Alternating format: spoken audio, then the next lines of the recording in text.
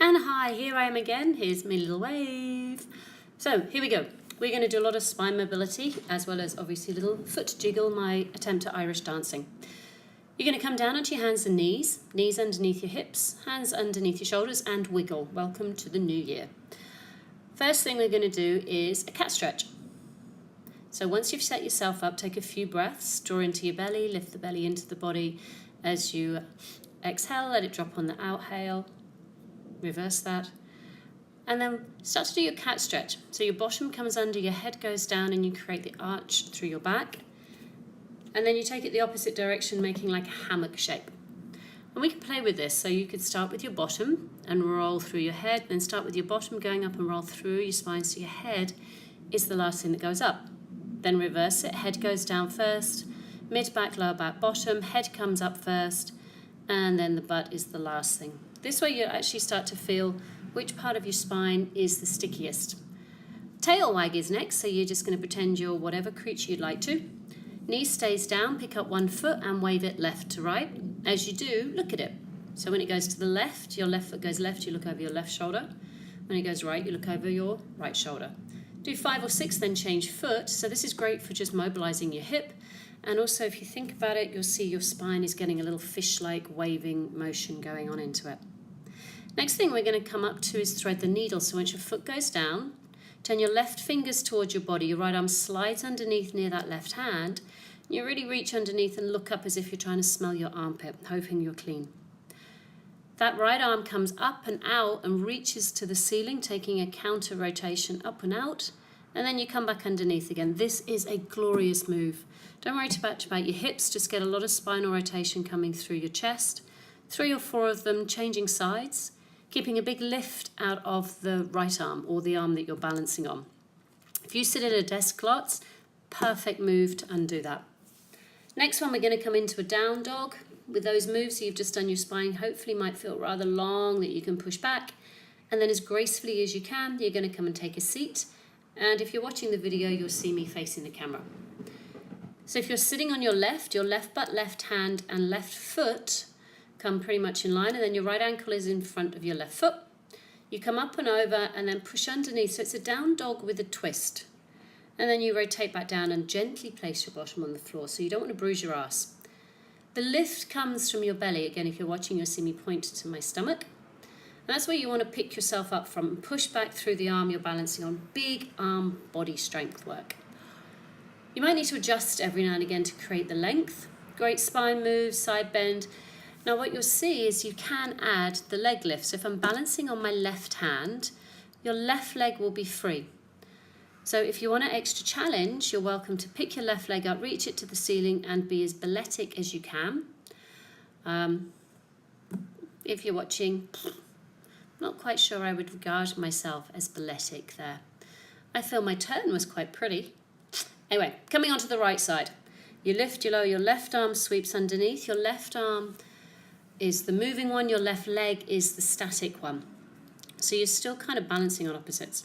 It's a big lift from the waistline that you're picking up through, reaching under, stretching it out, and again pushing back through your hand and sticking your butt in the air as much as you can.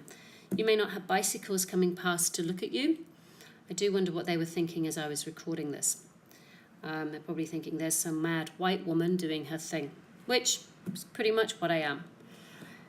So you're going to enjoy this move. If it's a little bit too much, then keep your bum down. Maybe that would be a little bit kinder on yourself if you're having a very wobbly day or if you've got any wrist or shoulder issues.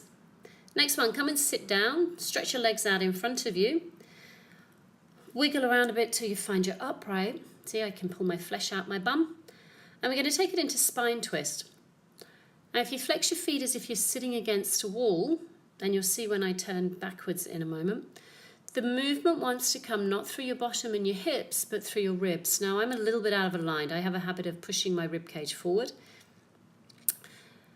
So you want to try to stack up what my friend calls your containers. So you'll see from the back view that the twist is coming around my bra strap. I'm trying to balance my head perfectly on top of myself. I'm not letting my head jut forward or go back. Hands across your body is quite good because it stops you just rotating your arms. Arms out can be great if you know you're not going to basically cheat with those shoulders. Spine stretch forward comes next. The same start position, but open your legs a wee bit.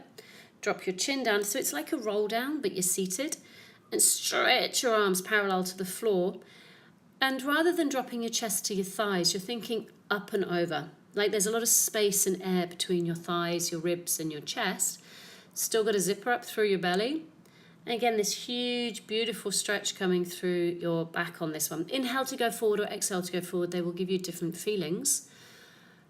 Push out through your heels, pull your feet back. My toes are hyperactive, so your feet might not be doing quite the same as mine. We're coming into the saw next, so you're going to split your legs, take it a little wider. Same sort of feeling of up on your bum bones. Oh, first of all, a little bit of hip rotation there. If you're sitting on a cobbled floor like I am, it's kind of not the most comfortable, so I'm hoping you've got a nice mat beneath you. So just rotate your hip joints around. Nice move to loosen up. Again, bring yourself upright, hands out, 11 and 1. Now, saw, you want to do the spine twist. Then you reach, so if I'm reaching to my right leg, my left arm stretches across to my right foot. The arm that's at the back reaches back and the palm turns upwards, so that arm pushes up to the ceiling and the front arm is pressing down to the floor. A little bit of a tricky move. You want to really anchor into your hips to do this. So as you twist, your butt stays very, very rooted. So it's a rotation and then a big flexion coming over. So a combo of those last two moves you did. Butterfly comes next, which is a Kathy Grant move. Elbows, hands behind your head.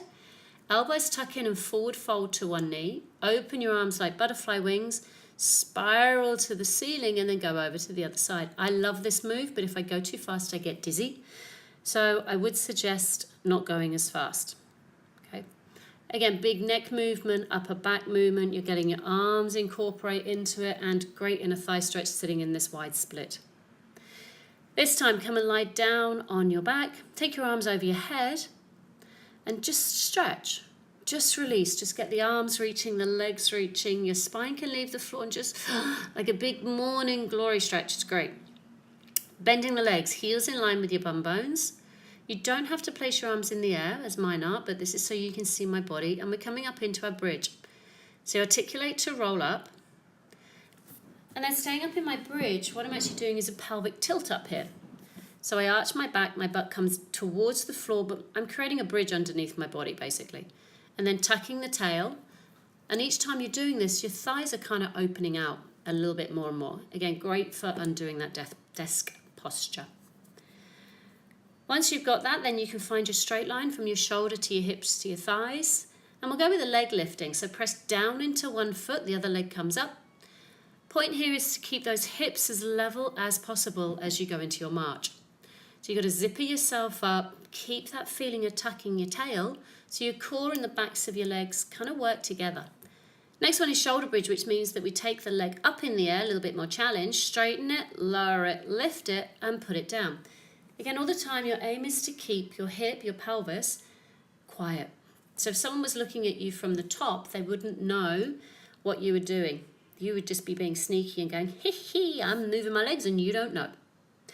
Coming down out of that, then you're going to pick up one leg, so it's like a half tabletop, and simply lift your bottom up off the floor. So this is isolating the one foot that stays down. And you'll see I take my arms up for one more challenge, and two, you get to see what my body is doing. So you push into the floor, foot on the floor, and you lift your butt up and down. The leg that's in the air, you want to keep it in the same relationship to the rest of your body.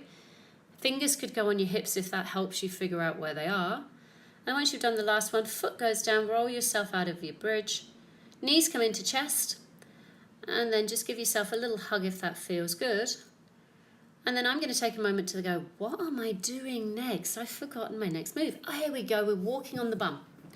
So this, again, is not comfortable on a gravel floor, but it really gets your pelvis figuring out this is how a pelvis needs to move when we walk.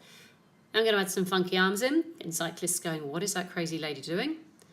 As she wipes the sweat off. Beautiful hot day there. This was filmed before Christmas. Smile at the camera, Lisa. Okay.